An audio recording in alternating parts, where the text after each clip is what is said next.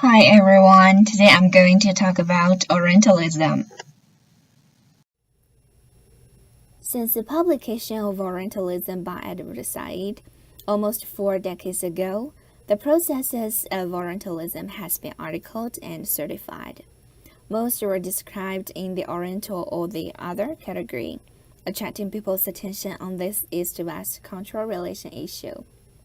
It is a discussed concept which has proven how serious the Occident hegemony creates Orientalism, which leads the Oriental population to be submitted by Europe.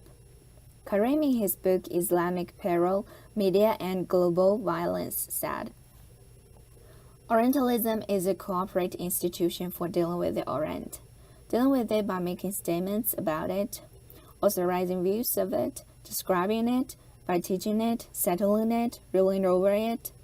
In short, Orientalism as a Western style for dominating, restructuring, and having authority over the Orient. And also, according to the demonstration of the idea by Said, Orientalism is a Western discourse on the Orient. As much as the West itself, the Orient is an idea that has a history and a tradition of thought, imagery, and vocabulary that has given it reality and presence in and for the West. And he also said, Orientalism expresses and represents the part culturally and even ideologically as a mode of discourse, with supporting institutions, vocabularies, scholarships, imageries, doctrines, even colonial bureaucracies and institutions. The West may attract the abundant resources, civilization, and historical culture of the East, which is profitable and accessible.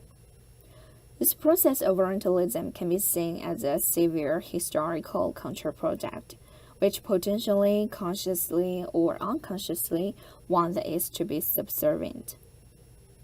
But the place cannot be defined or created by scholars writing or painting based on some biased hypothesis.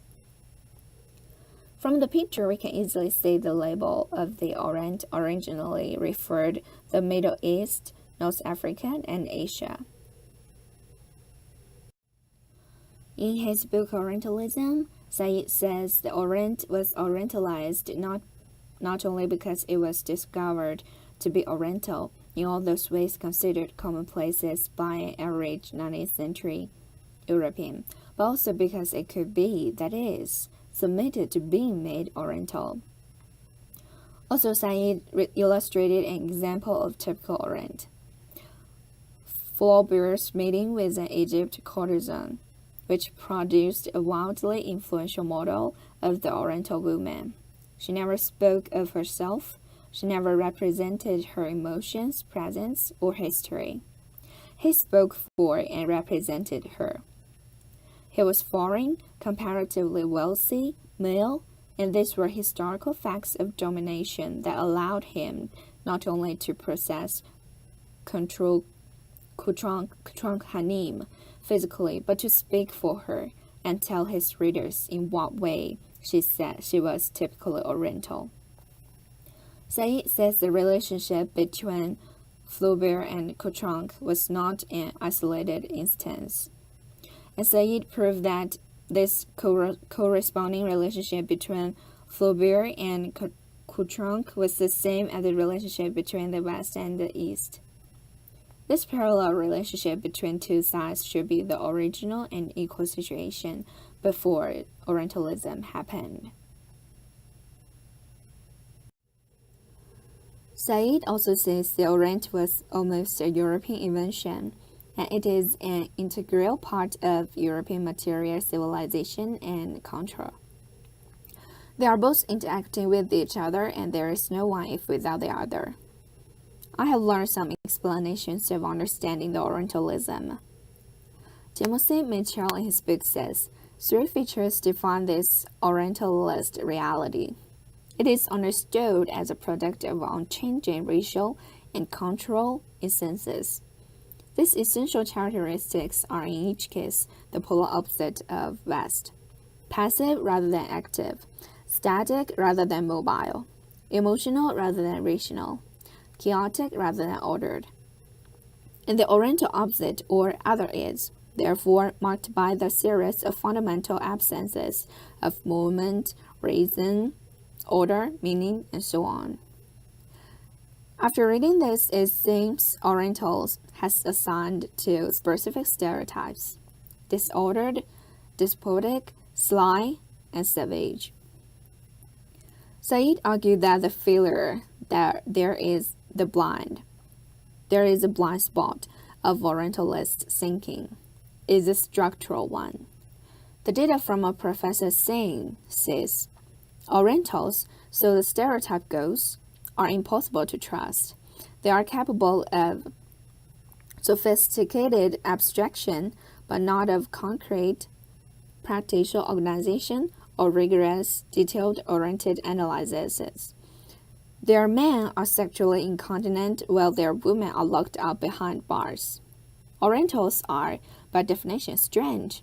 The best summary of the Orientalist mindset would probably be: East is east and west is west, and never the twain shall meet. But you cannot meet the particular Oriental in real life. Actually, Singh explains that the Oriental is a particular kind of myth produced by European thought, especially in and after the 18th century. Here is a painting of Orientalism. The Orientalism presents the East as the other, who are weaker, strange, uncivilized, and wicked. Many Orientalist paintings were showing naked, submissive, and sweet women, and some were showing chaos. An art analyzed from Steska, in the depths of Sardinopolis. What we see here is an process of cruelty. From the composition, we can see the background is fulfilled with reds and golds. The painting depicted the legendary king destroying his possessions before committing suicide. Steska explained the painting that the insurgents are attacking his castle. All is lost. Stretched out on a sumptuous bed at the summit of an immense pyre, Sardinopolis orders eunuchs and palace officers to cut the throat of his women, his pages, and even his favorite dogs and horses. None of the objects that are served him pleasure are to survive him. Also, his women in the painting are placed with his horse and dogs. Stendhal said, the mixture of sex, violence, lassitude, and exoticism runs through much of the French Orientalist painting. In conclusion, I think Orientalism reveals to people a vivid historical work. After Said, more and more scholars pay attention to this work, and the book Orientalism has gained some supporters while some people stand totally opposite. But it definitely helped people to figure out and understand some cultures and regions historically and presently. In the end, I'm wondering if Al-Said didn't depict the matters and stories inside the processes of Orientalism, would things be different? What if the Occident took over and charged the Orient decades ago? Would the world back to feudal era? There are still many messes awaiting to explore. And here is my works cited page. Thanks for your listening.